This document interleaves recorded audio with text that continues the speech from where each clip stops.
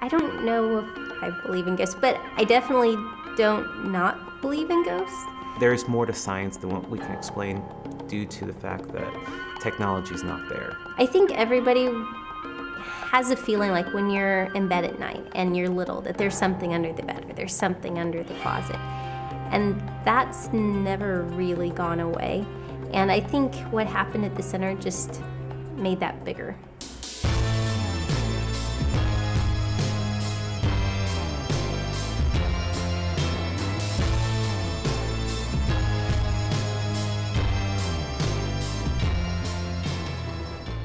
Well, the Center for Arts has a very, very interesting history. Initially, in the olden days, like in the 1800s, it was the city stable for Murfreesboro. Barns in general, you know, a lot of times they would house slaves in barns. A lot of that trauma that those people could have endured may not have ever even been documented.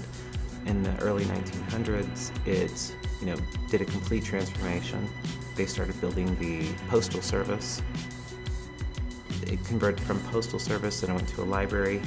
And so in the basement there are children's murals where the children's room was, and that kind of freaks a lot of people out.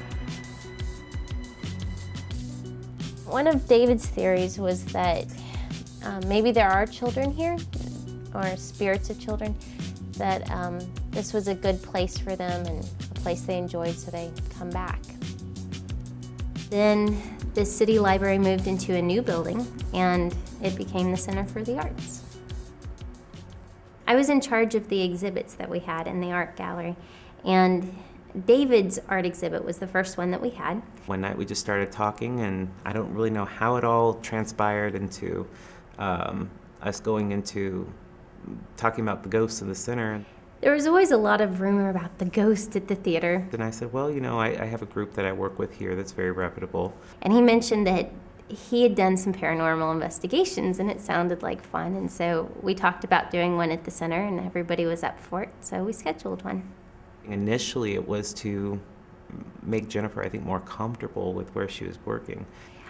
I was hoping we would find something, but there was a huge part of me that was hoping that it would be easily explained away, And then with some of the readings they got, they were so clear and so vivid that other explanations just didn't seem to make sense. So this was the art gallery, and this is where we started the investigation. And David did his opening statement with the spirits. I believe very strongly in, doing an opening statement, which basically you explain to the ghosts or whatever what you're doing, and it's more of a respect thing, just like a wild animal. I mean, there is a continual sense of respect that always needs to be given when doing this. Then everybody kind of split up and went to different parts of the building, and I kind of stayed with David because I didn't want to be too much alone while all this was going on. And we were standing right here, and he had his electromagnetic reading device, and he was picking up stuff because of the two fridges, and he was explaining that. And then there was like this huge surge, and you could see it on his screen, like it seemed like something was walking around us, and we got out of here. And that was when the video student from MTSU left. He couldn't take it. We start doing just random photographs, taking things, see if we can get anything that would be considered abnormal. I remember at one point we were in the theater because people had seen ghosts in the theater, and so we kind of all gathered in the theater and everybody was taking pictures and like taking measurements. When we were here with David's team, everybody was kind of sitting through here taking pictures. There were a few people walking around the stage, and they were asking questions, but we were mostly just getting orbs and things like that. An orb is basically random lights of energy that are not visible to the naked eye. They can often be confused with dust or other things, but what defines an orb as a true orb is an orb is a cell. It's a cell of energy. It will have a defined nucleus. It will have a defined cell wall. It will have a defined, structure to it. Dust does not have those things. They did get a photo in the basement, and they were very excited. And I think whoever was down there, if I remember right, like called David on his cell phone, and we ran down there to see what the photo was. They were standing right over here, and they were just taking pictures, and they showed us the photos, and like everything was normal, the lights were on, you could see everything in the basement, and then like there was this one weird photo. When we reviewed the photos, there was a true ecto image. Ecto is basically, it looks like fog. It's a thick, dense, smoky, hazy kind of thing. And like right there was whatever it was that they photographed. Like this black kind of glob shape and almost like a person shape in the middle. And they were really excited about that.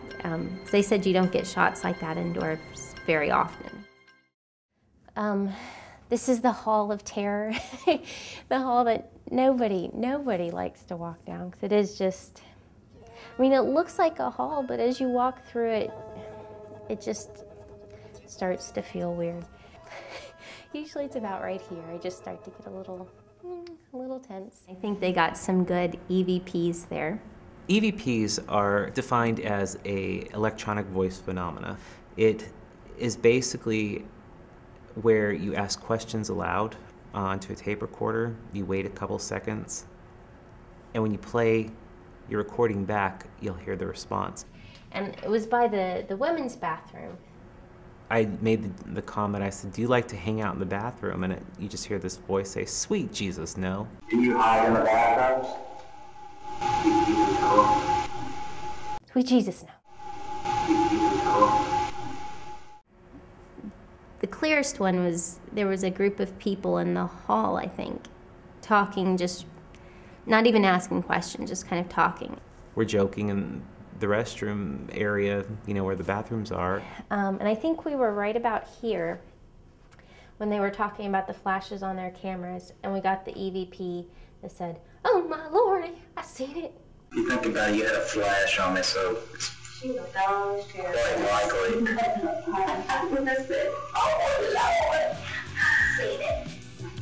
And it's like this deep southern woman. Like, it doesn't even sound like somebody from our time. I remember the first time I had heard it, it was so crystal clear that I didn't catch it at first. I mean, it just sounded like somebody was amongst us. I went back and I played it and I said, wait a minute, this is, nobody talks how this voice is talking. And nobody heard it. They just kind of continued on talking, and yeah, that was the clearest, loudest one. I couldn't think of any reason that would support what they had found, except that there was something there. So I guess technically, yes, I believe there's something there. I don't know what it is. I think that the Center for the Arts is a unique building. I don't know. I hope whatever is there just finds its peace.